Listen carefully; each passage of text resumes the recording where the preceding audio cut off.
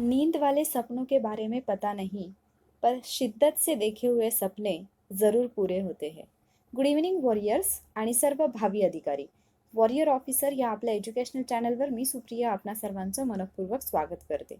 युद्धाभ्यास 5.4 मध्ये आपण आम्ल, आम्लारी आणि क्षार हा घटक पाहणार आहोत. आणि आम्ल आणि आम्लारी हे तपासण्यासाठी जे इंडिकेटर्स किंवा दर्शक वापरले जातात, तर ते कशा पद्धतीने लक्षात ठेवायचे याची एक मजेशीर ट्रिक सुद्धा आपण पाहणार आहोत. व्हिडिओच्या शेवटी ती ट्रिक तुम्हाला पाहायला मिळेल, तर ते मी तुम्हाला टीच करणार आहे. त्यापूर्वी काही प्रश्न आहेत ज्यांची उत्तरं तुम्हाला द्यायची आहेत. प्रत्येक प्रश्नाचं उत्तर तुम्हाला लाईव्ह चॅटमध्ये मेन्शन करायचं आहे आणि प्रत्येक प्रश्नाच्या उत्तरासाठी तुम्हाला 10 सेकंदांचा वेळ मिळणार आहे. तर आजच्या लेक्चरमधला पहिला प्रश्न तुमच्या स्क्रीनवरती दिसेल तुम्हाला. तुमचं उत्तर जे आहे ते लाईव्ह चॅटमध्ये मेन्शन करा. इथे काही विधानं दिलेली आहेत. आम्ल या घटकाचे गुणधर्म ओळखा. पहिलं विधान आहे, यामध्ये हायड्रोजन आयन्स हा महत्त्वाचा घटक असतो. दुसरं विधान आहे, आम्ल जेव्हा धातूशी अभिक्रिया करते तेव्हा हायड्रोजन गॅस तयार होतो. आणि क, आम्लाची कार्बन सोबत, इथे कार्बन ऐवजी कार्बोनेट सोबत असं करा, कार्बोनेट सोबत अभिक्रिया होते व कार्बन डायऑक्साईड तयार होतो. पहिला पर्याय आहे अ आणि ब, दुसरा पर्याय आहे ब आणि क, तिसरा पर्याय आहे अ ब क आणि चौथा पर्याय आहे यापैकी नाही. तर तुमचं जे उत्तर आहे ते लाईव्ह चॅटमध्ये मेन्शन करा. 10 सेकंदांचा वेळ तुमच्याकडे आहे.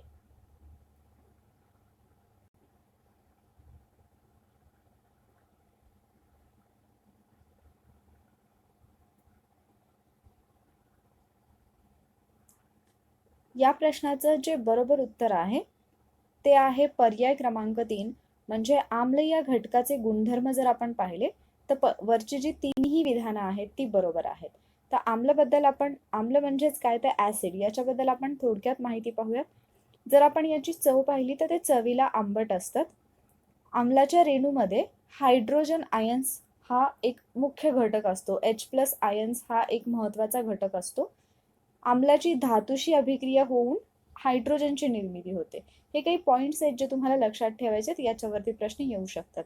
आम्लाची जेव्हा कोणत्याही धातूशी अभिक्रिया होते तेव्हा हायड्रोजनची निर्मिती होते. आम्लाची कार्बोनेटशी अभिक्रिया झाल्यानंतर CO2 वायू म्हणजे कार्बन डायऑक्साईड वायू जो आहे तो मुक्त होतो. आणि आम्लामुळे निळा लिटमस कागद जो आहे तो तांबडा होतो. म्हणजे ब्ल्यू लिटमस पेपर जो असतो तो ऍसिडमध्ये जर आपण टाकला तर त्याचा रंग जो आहे तो रेड किंवा आपण ज्याला तांबडा म्हणतो तर तांबडा होतो. आय होप तुम्हाला या प्रश्नाचं एक्सप्लेनेशन समजलं असेल. लिटमसचा रंग कुठल्या आम्लामध्ये कसा होतो आणि आम्लारीमध्ये कसा होतो याची ट्रिक मी तुम्हाला सांगणार आहे शेवटी. तर अगोदर आपण प्रश्न पाहूयात, त्याच्यानंतर ट्रिक पाहूयात. पुढच्या प्रश्नाकडे जाऊयात आपण. पुढचा प्रश्न, इथे पुन्हा एकदा 2 विधानं आहेत. पहिलं विधान आहे, पीएच संकेतन डॅनिश रसायनशास्त्रज्ञ सोरेन सोरेनसेन यांनी 1909 मध्ये दिले. आणि दुसरं विधान आहे, पीएच म्हणजे हायड्रॉक्साईडची शक्ती म्हणजेच पॉवर ऑफ हायड्रॉक्साईड होय. पहिलं विधान आहे अ अयोग्य, पहिला पर्याय आहे अ अयोग्य, दुसरा पर्याय आहे ब अयोग्य, तिसरा पर्याय आहे अ आणि ब योग्य आणि चौथा पर्याय आहे दोन्ही अयोग्य. तुमचं जे उत्तर आहे ते लाईव्ह चॅटमध्ये द्या. 10 सेकंदांचा वेळ आता सुरू होतोय.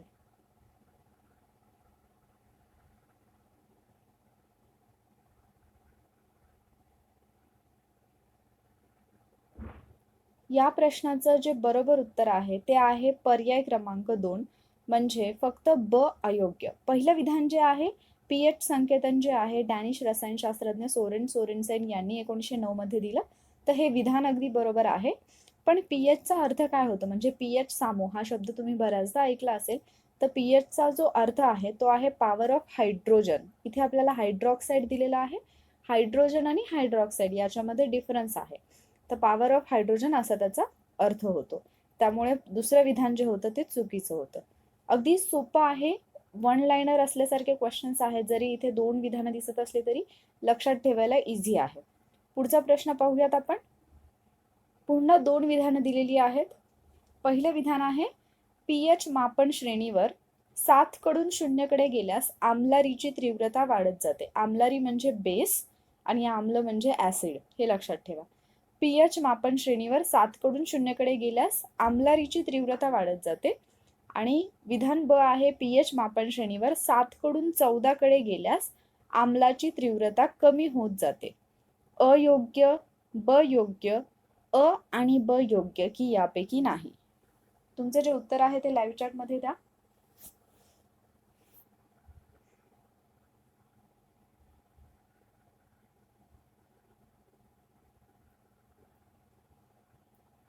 या प्रश्नाचं जे बरोबर उत्तर आहे ते आहे पर्याय क्रमांक 2 म्हणजेच ब योग्य. पहिलं विधान जे आहे ते चुकीचं आहे. तर आपण पीएच मापन श्रेणी काय आहे ते पाहूयात अगदी थोडक्यात. तर जर आपण पीएच मापन श्रेणी म्हणजे ज्याच्यावरती आपण आम्ल आणि आम्लरीयाची तीव्रता चेक करू शकतो अशा पद्धतीची एक मापन श्रेणी असते. इथे 1 पासून 7 पर्यंत नंबर्स असतात, 0 पासून 7 पर्यंत, आणि इथे 7 पासून पुढे 14 पर्यंत. जसं जसं आपण 0 कडून 7 कडे जाऊ तशी तशी आम्ल गुणधर्म जो असतो तो कमी कमी होत जातो. म्हणजे 0 कडे आम्लता जास्त असेल, 7 कडे तो कमी कमी होत जाईल. आणि जसं आपण 7 पासून 14 कडे जाऊ तसा आम्लारी गुणधर्म जो आहे तो वाढत जातो. आम्लारी म्हणजे काय तर बेस.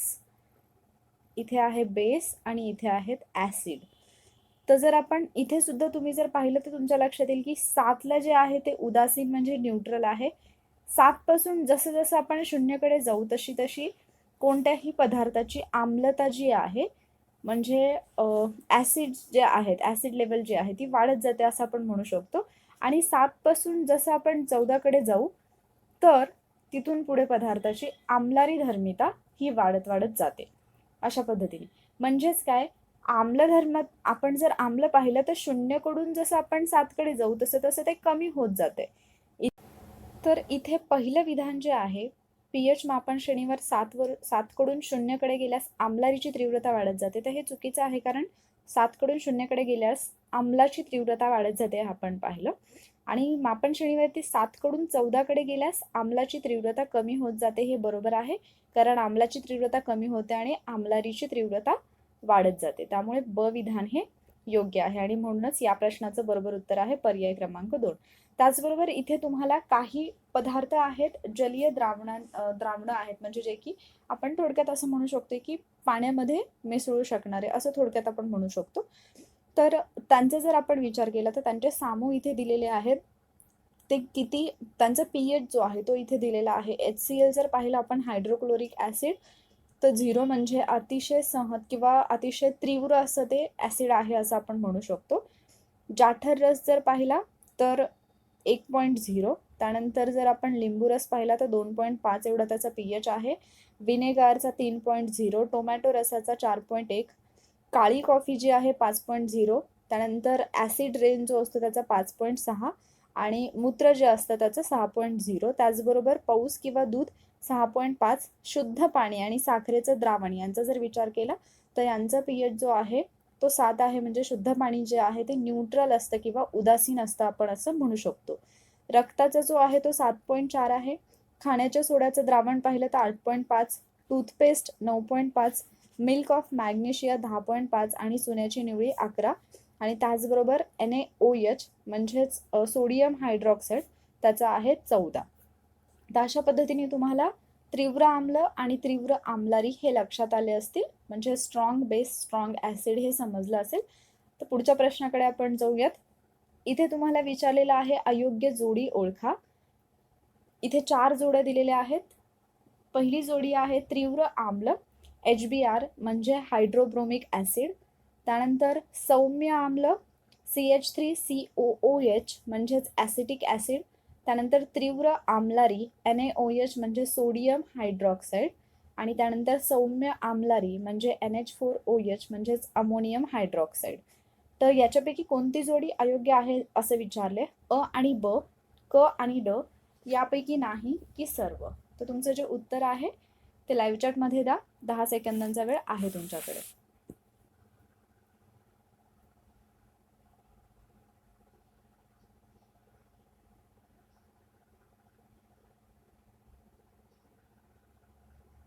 या प्रश्नाचं जे बरोबर उत्तर आहे ते आहे पर्याय क्रमांक 3 म्हणजे यापैकी नाही.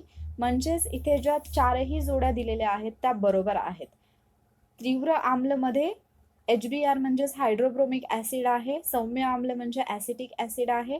त्यानंतर तीव्र आम्लारी NaOH म्हणजे सोडियम हायड्रॉक्साईड आहे. तर सौम्य आम्लारी NH4OH म्हणजे अमोनियम हायड्रॉक्साईड आहे. तर अगदी थोडक्यात आपण बघूयात की स्ट्रॉंग आणि वीक ऍसिड्स किंवा बेस म्हणजे काय असतं.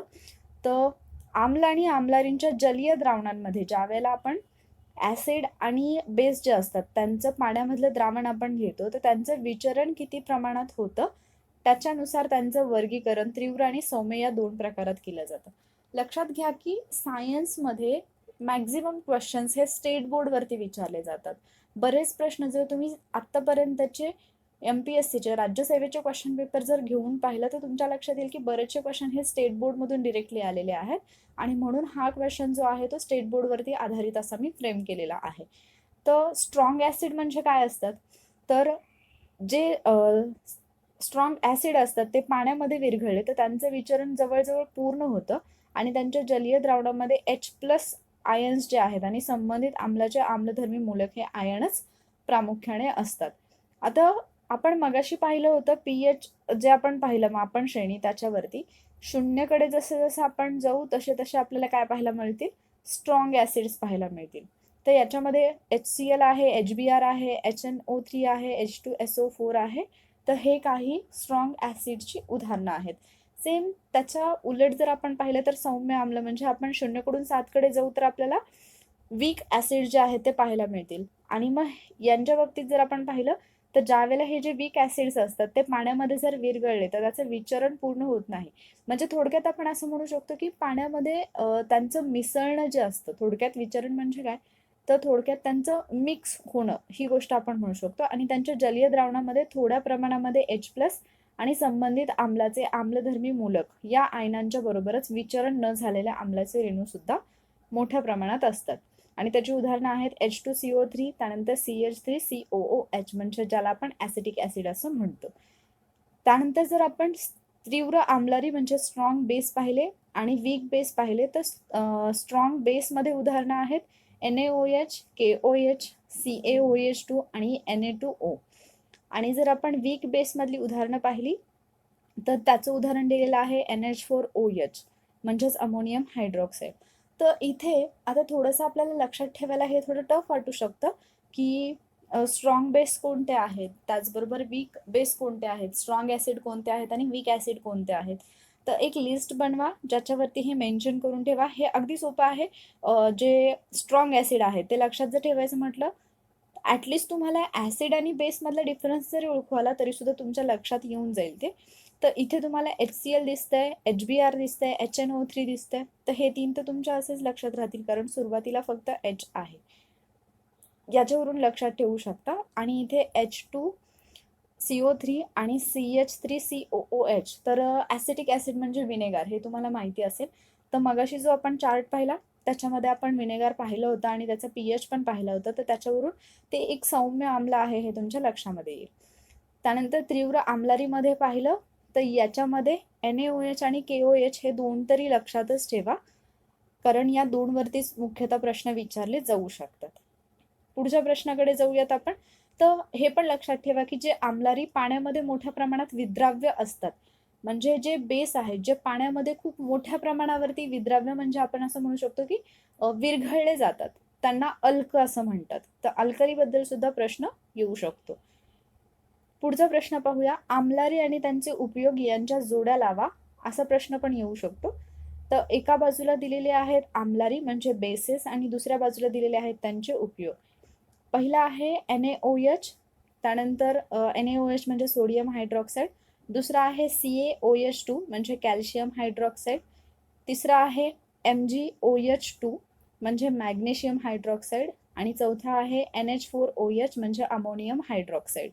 उपयोग दिलेले आहेत कपड्याचा साबण, दुसरा आहे खते तयार करणे, तिसरा आहे आम्लरोधी औषधी आणि चौथा आहे चुन्याच्या निवडीमध्ये वापर. तर हे लक्षात कसं ठेवायचं ते पण मी तुम्हाला सांगेनच या प्रश्नानंतर. तुमचं उत्तर लाईव्ह चॅटमध्ये द्या, बरोबर जोडी कोणती आहे ते ओळखा. तुम्हाला 10 सेकंदांचा वेळ मी देते.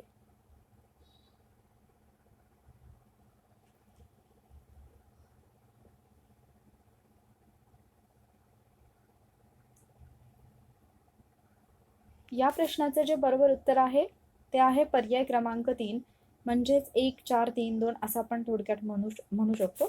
तर इथे NaOH जे आहे सोडियम हायड्रॉक्साईड, तर हा सोडियम हायड्रॉक्साईड जे आहे ते आहे कपड्याच्या साबणासाठी.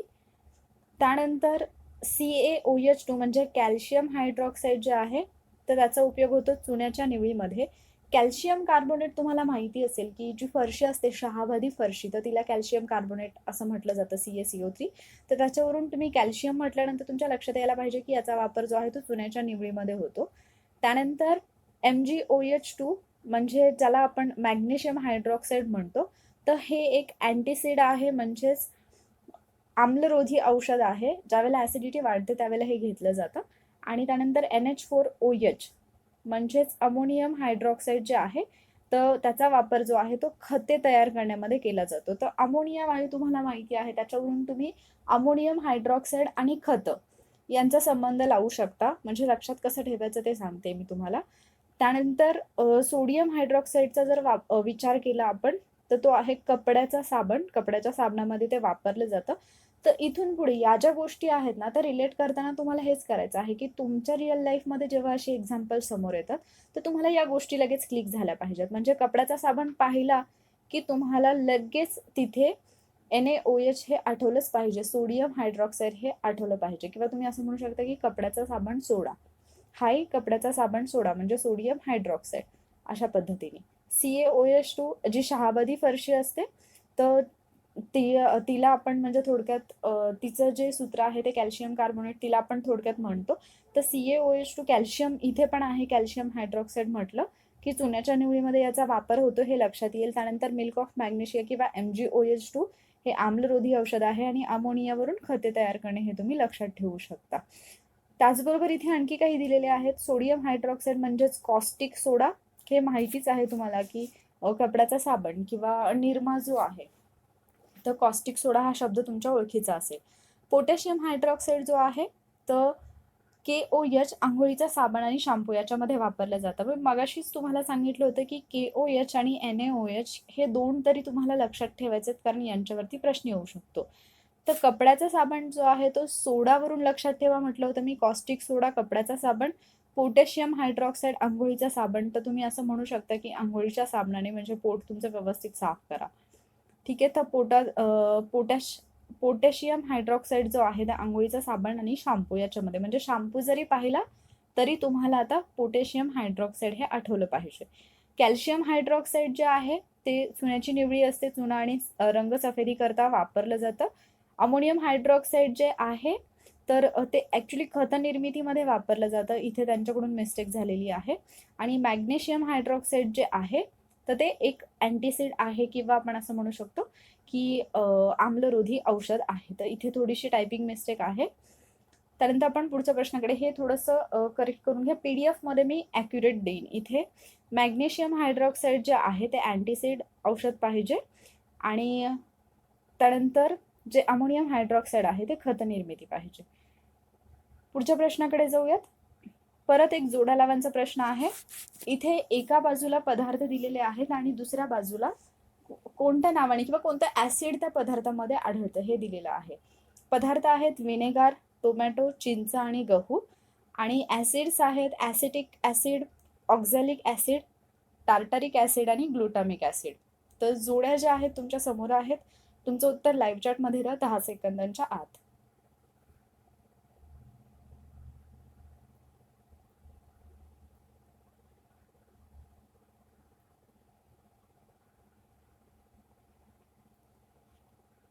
या प्रश्नाचं जे बरोबर उत्तर आहे ते आहे पर्याय क्रमांक 2. म्हणजे इथे तुमच्या लक्षात येईल, आणि मी तुम्हाला नेहमी सांगते की जोड्या लावताना शक्यतो शेवटच्या पर्यायाकडून जायचं. तर गहू जे आहे, गव्हामध्ये आपल्याला माहिती आहे की ग्लुटामिक ऍसिड असतं. सो गव्हाची सुरुवात पण गणी होते आणि ग्लुटामिक ऍसिडची पण गणी होते, याच्यावरून ते लक्षात ठेवायचं आहे आपल्याला. त्यानंतर चिंचेमध्ये जर पाहिलं तर चिंचेमध्ये असतं टार्टरिक आम्ल. म्हणजे तुम्ही असं म्हणू शकता की चिंच टाटा करताना चिंच खाल्ली किंवा टाटा करत करत चिंच खाल्ली, हे लक्षात ठेवायला काही हरकत नाही, असं आपण लक्षात ठेवू शकतो, टार्टारिक ऍसिड. त्यानंतर टोमॅटोमध्ये जर पाहिलं तर टोमॅटोमध्ये असतं ऑक्झॅलिक ऍसिड आणि विनेगर जे आहे त्याला ॲसिटिक ॲसिड असं म्हटलं जातं. हे मी मगाशीच तुम्हाला सांगितलं होतं, जे की CH3COOH या नावाने ओळखलं जातं. हे मी मगाशी तुम्हाला सांगितलं होतं. तर अशा पद्धतीने काही ॲसिड्स, काही पदार्थ आहेत आणि ॲसिड्स आहेत जे लक्षात ठेवायचे आहेत. दह्यामध्ये असतं लॅक्टिक आम्ल. लक्षातच ठेवा, दह्यामध्ये लॅक्टिक आम्ल जे नेहमी लक्षात राहतं आपल्या. संत्री किंवा लिंबामध्ये असतं सायट्रिक ॲसिड. तर सायट्रिक हा शब्द थोडा सायकोशी रिलेट होतो, तर तुम्ही असं म्हणू शकता की एखादी व्यक्ती सायको आहे आणि ती संत्री आणि लिंबू खाते असं. जस्ट हे फक्त लक्षात ठेवण्यासाठी मी सांगते, कोणाच्याही भावना दुखवण्याचा इथे माझा हेतू नाही.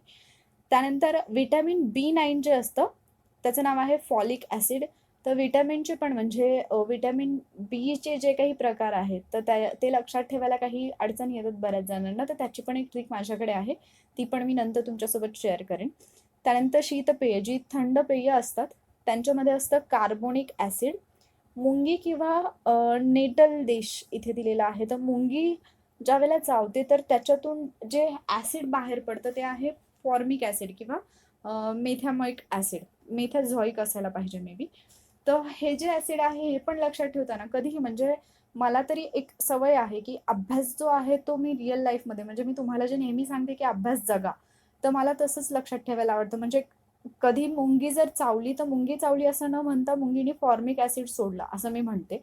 म्हणजे या गोष्टी लक्षात ठेवायला आपल्याला सोपं जातं आणि ते कायमस्वरूपी लक्षातही राहतं. त्यामुळे इथून पुढे कुठे मुंगी दिसली किंवा चावली तर फॉर्मिक ॲसिड हा शब्द तुम्हाला आठवला पाहिजे. चहामध्ये असतं टॅनिक आम्ल. सकाळ संध्याकाळ तुम्ही हे रिपीट करूच शकता. ज्यावेळेला तुम्ही चहा घेताय त्यावेळेला तुम्हाला लगेच टॅनिक ॲसिड आठवलं पाहिजे.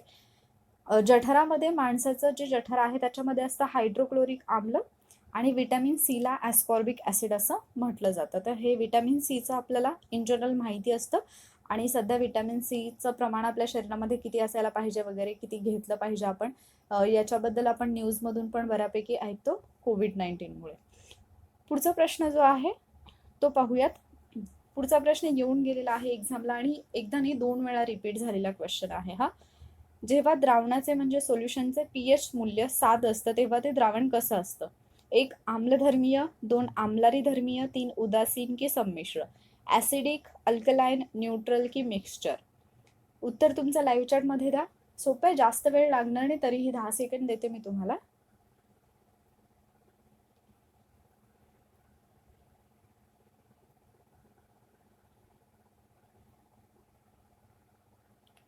या प्रश्नाचं जे बरोबर उत्तर आहे ते आहे पर्याय क्रमांक 3 न्यूट्रल असतं. आणि याच्याबद्दल मी मगाशीच सांगितलं. ज्यावेळेला आपण पीएच मापन श्रेणी पाहतो तर याच्यामध्ये 0 पासून 7 पर्यंत आणि 7 पासून पुढे 6, 7, 8, 9, 10, 11, 12, 13 आणि 14. जसं जसं आपण 7 पासून 0 कडे जाऊ तशी कोणत्याही पदार्थाची आम्लता जी असते ती वाढत जाते. आम्लता जी असते ती वाढत जाते असं आपण म्हणू शकतो. आणि 7 पासून 14 कडे जसं जाऊ तसं आम्लारी धर्मिता जी असते ती वाढत जाते. मात्र ज्यावेळेला आपण 7 ला येतो त्यावेळेला इथे ज्या द्रावणाचा, ज्या पदार्थाचा सामू 7 असतो तर पीएच 7 असतो, तर ते द्रावण किंवा तो पदार्थ जो असतो त्याला आपण उदासीन पदार्थ किंवा न्यूट्रल असं म्हणतो. आणि याचं एक उदाहरण मगाशीच आपण पाहिलं, साखरेचं पाणी किंवा आपण जे नॉर्मल पाणी पितो ते पाणी. आय होप आम्ल आणि आम्लारी ही कन्सेप्ट तुम्हाला समजली असेल, पीएच सामू तुम्हाला समजला असेल. पुढचा प्रश्न आहे, पीएच मापणी ही पाणी द्रावणाची आम्लता आणि अल्कधर्मिता मोजण्यासाठी वापरली जाते. ही मापणी हायड्रोजन आयन म्हणजे H+चे सहकेंद्रणावर आधारलेली आहे. म्हणजे हिची जी रचना असते ती हायड्रोजन आयनवरती आधारित आहे. खालीलपैकी काय आम्ल नाही, खालीलपैकी कोणतं ॲसिड नाही? 1 केळी, 2 रक्त, 3 दूध आणि 4 टोमॅटो. तुमचं उत्तर जे आहे ते लाईव्ह चॅटमध्ये मेन्शन करा.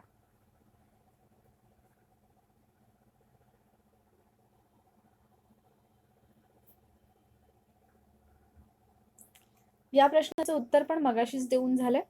या प्रश्नाचं जे बरोबर उत्तर आहे ते आहे पर्याय क्रमांक 2 रक्त. कारण रक्ताचा जो पीएच असतो तो 7 पेक्षा कमी नसतो, कारण 7 पेक्षा कमी असेल तर त्याला आपण आम्ल म्हणतो. रक्ताचा जो पीएच आहे तो ॲटलिस्ट आपण भस्के सरांच्या बुकचा रेफरन्स पाहिला तर 7.35 ते 7.45च्या दरम्यान दिलेला आहे. याच्यामध्ये थोडाफार डिफरन्स आढळू शकतो रेफरन्स बुकनुसार, पण एवढं तरी लक्षात ठेवा की रक्त जे आहे ते बेसिक आहे, म्हणजे बेस आहे, आम्लारी धर्मीय आहे, ऍसिडिक नाही. त्यानंतर जर आपल्या तोंडामध्ये असणारी लाळ जर पाहिली आपण सलायवा, तर त्याचा जो पीएच असतो तो 6.8 म्हणजे जवळपास उदासीन, कारण 7ला उदासीन आहे, 7पेक्षा कमी असेल तर थोडंफार आम्लधर्मिता असं आपण म्हणू शकतो, पण जवळपास हा 7च झाला, 6.8 म्हणजे जवळपास उदासीन असं आपण म्हणू शकतो. आम्ल वर्षा ज्याला ऍसिड रेन म्हणतात, तर त्याचा जो पीएच असतो तो 5.6 आहे.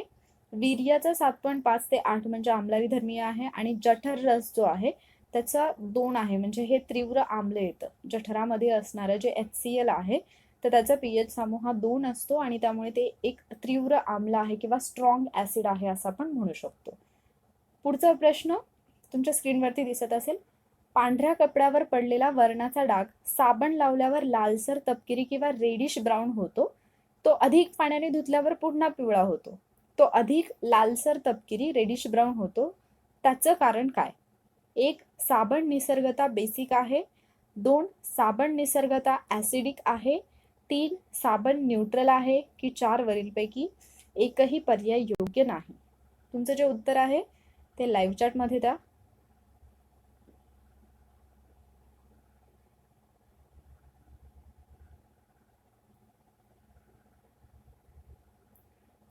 या प्रश्नाचं जे बरोबर उत्तर आहे ते आहे पर्याय क्रमांक 1, म्हणजे साबण हा निसर्गता बेसिक आहे.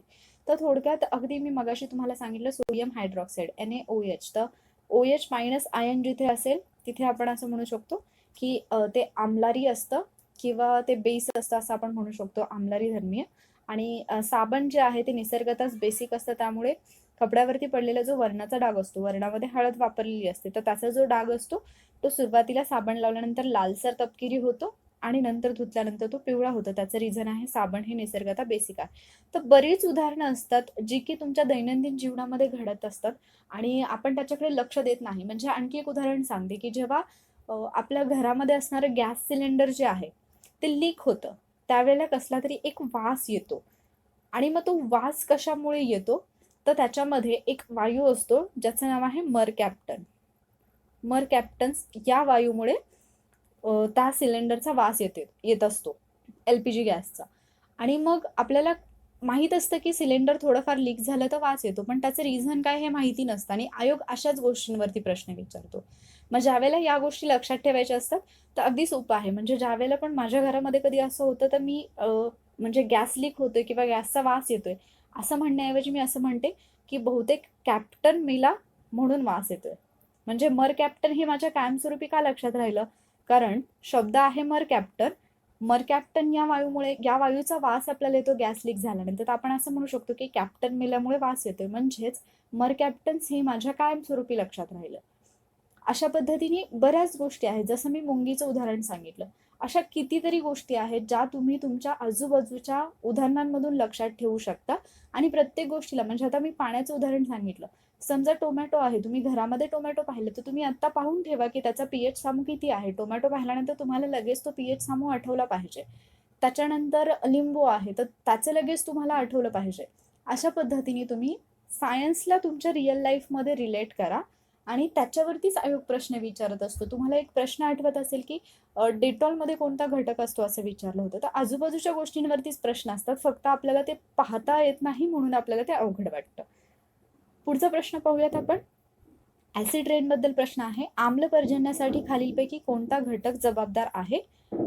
पहिला आहे CO2, दुसरा आहे CH4, तिसरा आहे H2SO2 आणि चौथा आहे NO2 आणि SO2. तर तुमचं उत्तर लाईव्ह चॅटमध्ये द्या. 10 सेकंदांचा वेळ आहे तुमच्याकडे.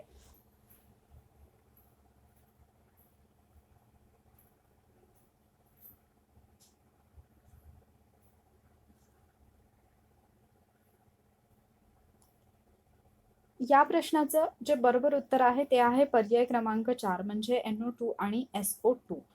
तर हे पण मी सांगते तुम्हाला कसं लक्षात ठेवायचं. ऍसिड रेन मध्ये एक्झॅक्टली काय असतं, तर कार्बोनिक ऍसिड असतं, सल्फ्युरिक ऍसिड असतं आणि नायट्रिक ऍसिड असतं, आणि याच्या माध्यमातून किंवा याच्यातून ऍसिड रेनची निर्मिती होत असते. तर असं जर प्रश्न आला तर हे पण कधी कधी लक्षात ठेवायला टफ वाटतं. तर याच्यामध्ये हे 3 जे ऍसिड्स आहेत, nitric acid, sulphuric acid, carbonic acid हे तुम्ही असं लक्षात ठेवा. ॲसिड रेन म्हणजे काय, तर ते काहीतरी नुकसान करून जाणारा पाऊस आहे. सो त्या पावसाला आपण असं म्हणू शकतो की नासका पाऊस. नासका पाऊस म्हणजेच काय, ना फॉर नायट्रिक, स फॉर सल्फ्युरिक आणि का फॉर कार्बोनिक. खूप इझी आहे, फक्त तुम्हाला ते कुठे ना कुठेतरी जोडता आलं पाहिजे. ना फॉर नायट्रिक ॲसिड, स फॉर सल्फ्युरिक ॲसिड आणि का फॉर कार्बोनिक ॲसिड. म्हणजेच ॲसिड रेनमध्ये कोण कोण असतं ते मी तुम्हाला आत्ताच सांगितलं, कार्बोनिक ॲसिड, सल्फ्युरिक ॲसिड आणि नायट्रिक ॲसिड. तर अशा पद्धतीने आपण आम्ल, आम्लारी आणि क्षारचे 10 प्रश्न पाहिलेले आहेत. तुमचा स्कोर जो आहे तो मेन्शन करा लाईव्ह चॅटमध्ये. मी तुम्हाला एक्सप्लेन करणार आहे की जे इंडिकेटर्स असतात, दर्शक असतात, आणि त्यांचा मूळ रंग काय असतो, ॲसिडमध्ये त्यांचा रंग कसा बदलतो आणि आम्लारीमध्ये कसा बदलतो, हे कसं लक्षात ठेवायचं. तर इथे तुम्हाला चार्ट दिसत असेल. एका बाजूला तुम्हाला इंडिकेटर्स दिलेले आहेत, ज्याच्यामध्ये निळा लिटमस आहे, तांबडा लिटमस आहे, मिथिल ऑरेंज आहे, फिनॉल्फथॅलीन आहे आणि मिथिल रेड आहे. त्याचबरोबर त्यांचा मूळ रंग दिलेला आहे इथे, ॲसिडमध्ये त्यांचा रंग कसा होतो आणि बेसमध्ये त्यांचा रंग कसा होतो हे तुम्हाला लक्षात ठेवायचं आहे. तर ज्यावेळेला तुम्हाला कधी असा प्रश्न येईल तर तुम्हाला ॲटलिस्ट एवढं तरी लक्षात राहिलं पाहिजे की मी कशा पद्धतीने मेन्शन केलं होतं, तुम्हाला अशाच पद्धतीने ते मेन्शन करायचं आहे. म्हणजे जर तुम्हाला एक्झॅक्टली लगेच आठवत नसेल तर तुमचा जो चार्ट आहे तो अशाच पद्धतीने तयार होईल. म्हणजे इथे इंडिकेटर असेल, त्याच्यानंतर इथे त्याचा मूळ रंग असेल, इथे आम्ल असेल आणि इथे आम्लारी असेल, आणि त्याच्यावरून मग कसं लक्षात ठेवायचं ते मी सांगते. तर निळा लिटमस असेल किंवा तांबडा लिटमस असेल, दोन्हीचाही रंग आम्लारीमध्ये निळा होतो. निळा लिटमस असेल किंवा तांबडा लिटमस असेल, दोन्हीचाही रंग आम्लारीमध्ये निळा होतो आणि आम्लामध्ये तांबडा होतो. तर तुम्हाला फक्त आम्लारीचा लक्षात ठेवायचा. आम्लारीचा कसं लक्षात ठेवणार तुम्ही, आम्लारीला इंग्लिशमध्ये म्हटलं जातं बेस आणि निळ्याला म्हटलं जातं इंग्लिशमध्ये ब्ल्यू. तर इथे दोन्हीही बीने सुरू होतं, तर तुम्ही असं लक्षात ठेवू शकता. दुसरी सुद्धा ट्रिक आहे ती मी सांगते तुम्हाला. तर तांबडा लिटमस जरी असला तरी सुद्धा आम्लारीमध्ये तो कसा होणार आहे, निळा होणार आहे. आम्लामध्ये तो आहे तसंच राहतोय तांबडा. निळा लिटमस जर असला तर तो आम्लारीमध्ये कसा राहणार आहे, निळाच राहणार आहे. आम्लामध्ये कसा होणार आहे, तांबडा होणार आहे. तर असं तुम्ही लक्षात ठेवू शकता. किंवा तुम्ही एक फिल्म पाहिली असेल तानी, मराठीमधली, तर इथे आम्लारीमध्ये आम्लमध्ये ता आणि आम्लारीमध्ये नी. आम्ल आणि आम्लारी हा शब्द ताणी, ताणी असं लक्षात ठेवू शकता तुम्ही. आणि इथे एका मुलीचं नाव आहे तर नीता. म्हणजे वरती निळा लिटमस, खाली तांबडा लिटमस आणि इकडे सरळ जर आपण पाहिलं तर ताणी. अशा पद्धतीने तुम्ही लक्षात ठेवू शकता. त्यानंतर येतो प्रश्न मिथिल ऑरेंजचा. तर मिथिल ऑरेंज मधला पहिला शब्द आहे मी, दुसरा शब्द आहे ना, तिसरा शब्द आहे गुलाबी आणि चौथा आहे पिवळा. मीना गुपित सांगत नाही. मीना गुपित सांगत नाही हे वाक्य आहे असं लिहायचं. तुम्हाला माहिती आहे की पहिला शब्द कशाला रिप्रेझेंट करतो, दर्शकाला. दुसरा अक्षर जे आहे ते कोणाला प्रेझेंट करतं, मूळ रंगाला. तिसरं लेटर कोणाला रिप्रेझेंट करतं, आम्लला. आणि चौथं लेटर कोणाला रिप्रेझेंट करतं, आम्लारीला. मीना गुपित सांगत नाही. मीना गुपी, मीना गुपी, मीना गुपित असं लक्षात ठेवू शकता. मिथिल ऑरेंज, नारंगी, गुलाबी, पिवळा. त्यानंतर हे मस्त आहे पुढचं जे आहे फिनॉल्फथॅलीनचं. तर इथे फी र र घु, फिर रघु, रघु फिर असं लक्षात तुम्ही ठेवू शकता. फिर रघु, फिर रघु, रघु नावाच्या व्यक्तीला आपण फिर असं म्हणतो. तर फिनॉल्फथॅलीन रंगहीन, रंगहीन आणि गुलाबी असं लक्षात ठेवू शकता. मिथिल रेड, परत इथे मिता तापी. तर हे असंच लक्षात ठेवा. म्हणजे जसं मिथिल ऑरेंज लक्षात ठेवलं, मीना गुपित सांगत नाही, तसं आता इथे मीनाच्या ऐवजी मीता लक्षात ठेवायचं. मीता नावाची मुलगी आणि तापी, मीता तापी. हे फक्त 2-3 वेळा रिपीट केलं ना तर लक्षात राहून जातं. कारण जे काही वॉरियर्स किंवा काही स्टुडंट जे अगदी माझ्या जवळचे होते त्यांच्याशी मी या ट्रिक शेअर केल्या होत्या आणि अक्षरशः दुसऱ्या दिवशी त्यांनी गोंधळ घातला होता. म्हणजे हे सगळं पाठ झालं होतं आणि कुठेही येता जाता उठता बसता ते या ट्रिक्स ज्या आहेत ते परत परत रिपीट करत होते. आणि आता कधीही त्यांना विचारलं की फिनॉल्फथॅलीनचा रंग आम्लामध्ये कसा होतो, आम्लारीमध्ये कसा होतो, मिथिल रेडचा कसा होतो, तर ते अगदी म्हणजे झोपेतून उठलं तरी सुद्धा हे सांगतात. फक्त 2 ते 3 वेळा तुम्हाला प्रॅक्टिस करायची आहे.